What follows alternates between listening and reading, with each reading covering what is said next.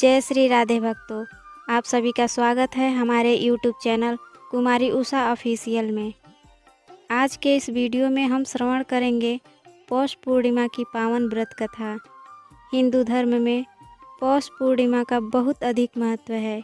इस दिन दान, स्नान और व्रत करने से सभी मनोकामनाएं पूर्ण होती हैं। आइए सुनते हैं यह पौराणिक कथा। प्राचीन काल में कातिका नाम की एक नगरी थी। वहाँ धनेश्वर नाम का एक ब्राह्मण रहता था।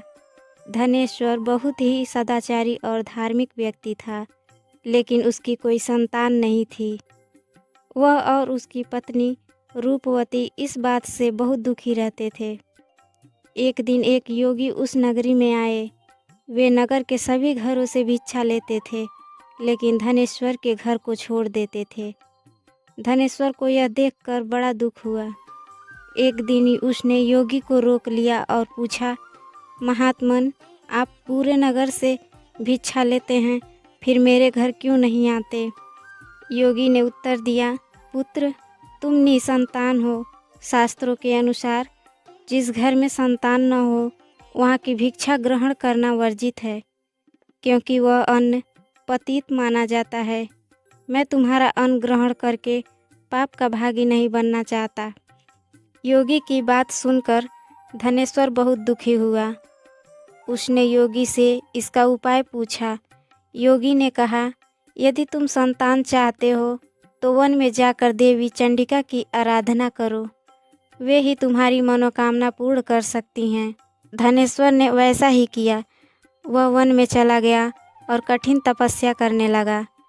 उसकी भक्ति से प्रसन्न होकर देवी चंडिका प्रकट हुई और बोली, हे धनेश्वर, तुम्हारे भाग्य में संतान का सुख नहीं है, लेकिन तुम्हारी अटूट भक्ति देखकर मैं तुम्हें पुत्र प्राप्ति का वरदान देती हूँ।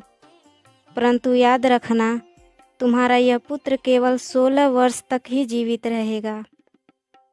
देवी ने आगे बताया, यदि तुम और तुम्हारी पत्नी प्रत्येक पूर्णिमा को विधि विधान से व्रत रखो और 32 पूर्णिमाओं का व्रत पूर्ण करो तो शायद यमराज भी तुम्हारे पुत्र के प्राण न ले सके।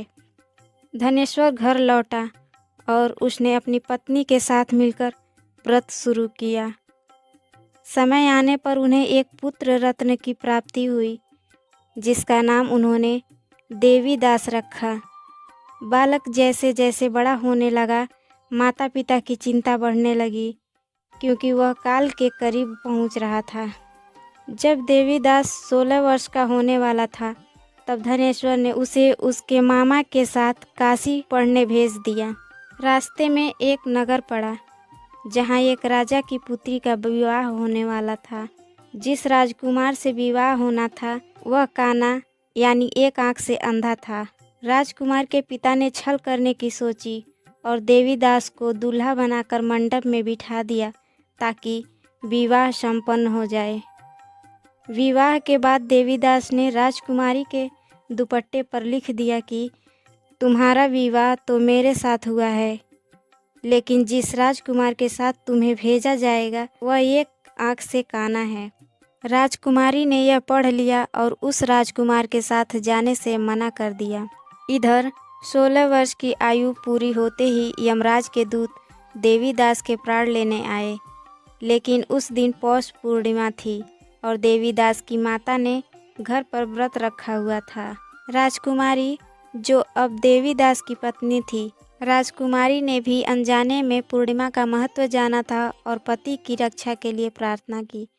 पौष पूर्णिमा और 32 पूर्णिमा व्रतों के प्रभाव से साक्षात भगवान शिव और माता पार्वती वहां प्रकट हुए।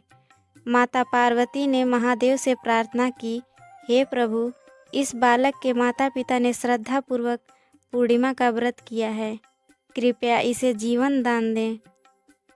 भगवान शिव ने बालक को दीर्घायु का आशीर्वाद दिया और यमराज को खाली हाथ लौटना पड़ा। अंत में देवीदास अपनी पत्नी राजकुमारी के साथ सकुशल घर लौटा। धनेश्वर और उसकी पत्नी ने जब अपने पुत्र को जीवित देखा तो उनकी खुशी का ठिकाना न रहा। उन्होंने पौष पूर्णिमा के व्रत का महत्व पूरे नगर में फैलाया। जो भी भक्त पौष पूर्णिमा की यह कथा सुनता है या पढ़ता है, उसकी संतान पर आने वाले सभी कष्ट दूर हो जाते हैं और उसे मोक्ष की प्राप्ति होती है। बोलिए लक्ष्मी नारायण भगवान की जय। अगर आपको यह कथा पसंद आई हो तो वीडियो को लाइक करें, शेयर करें, चैनल को सब्सक्राइब करना ना भूलें। धन्यवाद।